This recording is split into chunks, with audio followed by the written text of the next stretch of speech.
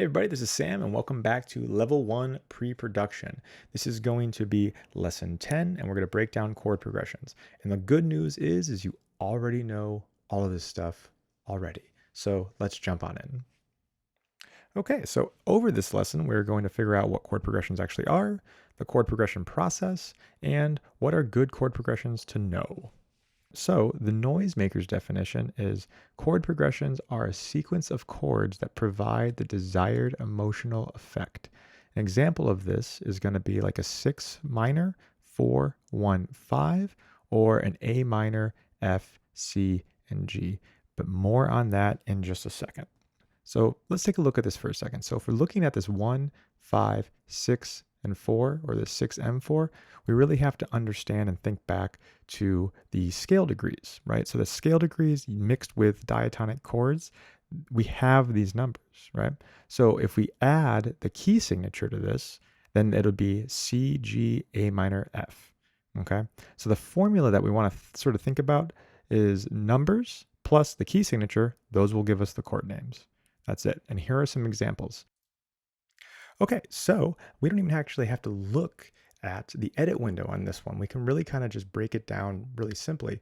We know that that's my one chord from the last lesson, and we know that these all follow the diatonic scale or a C major scale, and they're all diatonic chords rather. So if we look at this and we break them down by measure, we've got my one chord, my two minor chord, my three minor chord, my four chord, my five chord, my six minor chord, my seven diminished chord, and back to my one chord. So if we actually look on this track, when it says 1, 5, 6 minor 4, I can just say, there's my 1, hold down Option, drag it down, and there we go. Whereas my 5 chord, that would be the next chord. 1, 2, 3, 4, 5. There we go. Pop it in. Held it. 6 minor, well, it's right next to 1, 2, 3, 4, 5, 6. There we go. And it goes back to, well, not back to, it goes to a 4 chord. 1, 2, 3, 4. So if we break this down, we really should have that 1, 5, 6 minor 4, and it should be a C, G, an A minor, and an F. So let's see if that's accurate. And I'll just keep the slide up so we can really see what's going on. So now let's open the edit window. There we go. And just look at the root notes. We have a C, a G, an A, and an F. And instead of counting half steps and whole steps and all that kind of stuff, what I'm going to do is I'm just going to play it so we can listen to what we're doing.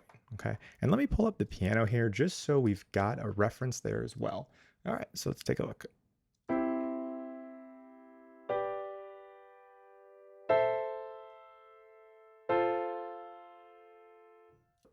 Great. So that was really fast, but it is that easy. We already have such a good foundation because we know how to structure a major scale. We know how to structure triads, major, minor, and diminished.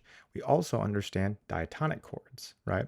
And meaning we can just put all these things together and now we can have chord progressions. And the advantage of having numbers is that we can actually change the key on the fly. So the biggest thing to remember about chord progressions when we're talking about them in numbers is going to be like this. We're going to have numbers plus the key signature equals the chord name. It's that simple. So here's some more diatonic chord qualities in the key of A flat. Remember to reference how to find flats in lesson 5 and what diatonic chords are in lesson 9. This is just giving you another example. So if we're looking at this, if we wanted to do a one chord, it would be A flat major. A 2 chord would be B flat minor. A 3 chord would be C minor. And then a 4 chord would be D flat major. A 5 chord would be E flat major. A 6 minor chord would be an F minor. A 7 diminished would be G diminished. And then we're back to the 1 chord. Okay. So that's all there is to it. So the key doesn't matter as much. The key is malleable. We can change these things really, really easily just by knowing a few small foundational basics. Okay. So that being said, here are some other popular chord progressions. Okay, so we've got a 1, 5, 6, 4. We've got a 1, 4, 5, 4. We've got a 2 minor, 5, 1, 1. And then we've got a 1, 6 minor, 4, 5. And then we have a 1, 5, 6 minor, 5.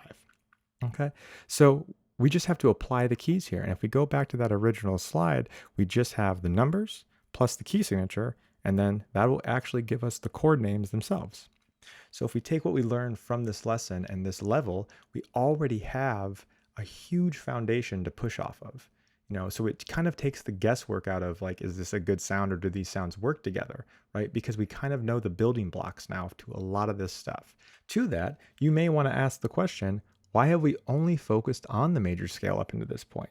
And it's really quite simple. We need to know this point of understanding. The major scale is the foundation for all other scales, meaning other scales are just altering and or slightly changing the major scale. The reason why this is such an important point to understand is because we can look at a situation and say, oh my gosh, there's so much to remember. Or we can say, I know one tool that I can really manipulate as much as possible, and that can give me all of the other aspects and all of these other tools. So again, don't try to go into this trying to learn everything for everything. Go into this to try to learn a few things that can be applied to everything. That is the way to do this. And that is the way to get better at it quicker and allow you just to start making music right away. That being said, some questions to think on for the next lesson are going to be, what is the minor scale and what is a relative minor? That being said, had a lot of fun on this one. Really quick lesson, but very powerful stuff. We'll see you in the next one.